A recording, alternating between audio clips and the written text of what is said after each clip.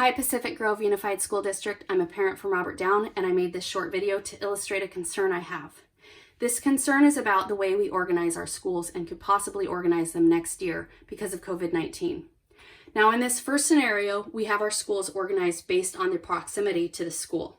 So every child, all the older kids, within proximity of Forest Grove will go to Forest Grove. And all of the younger kids within proximity of Forest Grove will go to Forest Grove. I have here a little community with 4 families, all with different age children in these 3 schools. So in this scenario 1, this second grader has COVID-19 and she is not exhibiting symptoms yet, but she's interacting quite heavily with the equipment and the supplies and the students here in the younger levels. The virus will most likely spread rather rapidly through this area, but less rapidly through this area because these kids have a different skill set and level of play. They will be using different objects and be in different parts of the school. So those kids are going to go home at night, just like all of the kids in the district are. And they are going to interact with their siblings.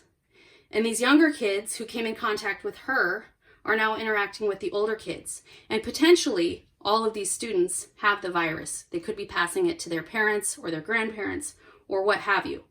But let's say a couple of days into this, one of these students starts exhibiting symptoms, okay? Let's say this 4th grader started exhibiting symptoms.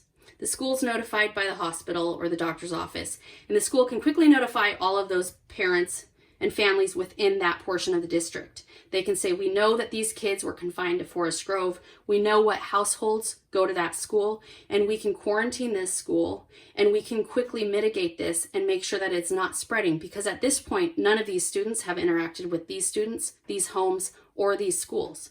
Now in scenario 2, let's take a look at what is being proposed. There is word that they're going to change Forest Grove to 1st and 2nd graders from the whole district, Lighthouse to all of the kinders from the whole district, and Robert Down to all the 3rd, 4th, and 5th graders within the whole district. So same thing, kids go to school in the morning. All of the older kids are going to go over here, and all the younger kids are going to go to Forest Grove, and the kinder will be there. Now, same student, this 2nd grader has COVID-19, not exhibiting any symptoms, but she's passing it to all of these kids. The potential for it to go throughout the entire school, throughout this micro community within our community, is much greater for it to happen more quickly because all of these schools are the same age and they are most likely going to be interacting with the same type of equipment. So these kids are going to go home, and this 2nd grader has potentially exposed or given to the 1st grader that's blue, and the yellow family, and the green family. And these kids all have siblings. They have younger siblings, and they have older siblings, and each one of these households has siblings in other schools. Now you can see how the potential of this child right here being sick and exposing this school, how rapidly in a night or 2 nights it has potentially exposed everybody at this school. Yet they're not showing symptoms yet, so life goes on, everybody goes to school. Some of these kids are now carrying the virus unknowingly, and they are now spreading it amongst their friends that they go to school with. So I hope that illustrates why switching the school to this type of an organization is not going to slow the spread or mitigate the spread. It is going to expedite it and make it go much more quickly. And in this scenario, Forest Grove is going to have to contact all of these members in the community, and the entire community is going to be affected and have to be quarantined. Okay, the other thing I wanted to talk about was the emotional toll and the stress that this is going to add to our families, our kids, and our teachers. So when our kids are going to school each day, normally, they're going to school within a school that they're happily fond of and used to. And a couple of months ago, as you guys all know, their worlds were flipped upside down. One day they came home from school and they were told the next day, you can't go back to school. You can't see your teacher, you can't see your friends, you can't go to the playground, you can't do anything. You can't go meet new people or see old people, anything. So for about 3 months now, these students have been confined to their homes. Their short lifespan, that amount of time and that type of change is much more impactful on their little lives than it has been to us as adults. So these kids are finally going to get told that they can go back to school. Now in scenario 2, many of these students, about half of them, are going to be told, You get to go back to school, but you don't get to go back to your school. You're going to a different school. And on top of that, they're going to be told, you don't get to go to school with your siblings. They're not in the right grade. They're going to be at a different school.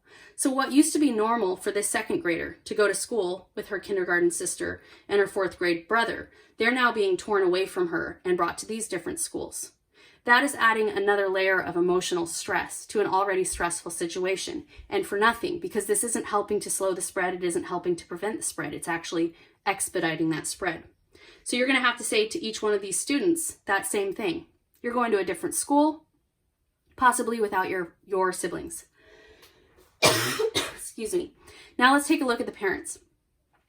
The parents are trying to get their kids ready for school in the morning and get them to school, and that's hard enough. You're going to have to tell all of these parents that they're going to have to take their kids to 2 and possibly 3 schools each morning, into schools that already have limited to 0 parking available.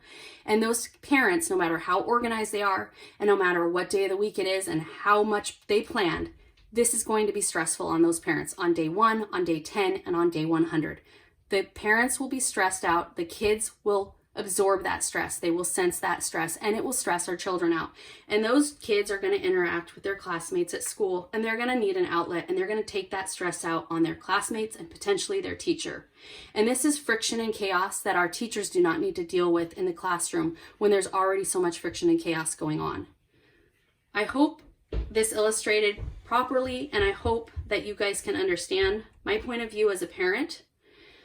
And I absolutely love our district, and I know that you guys have our children's, happiness and health as your first priority.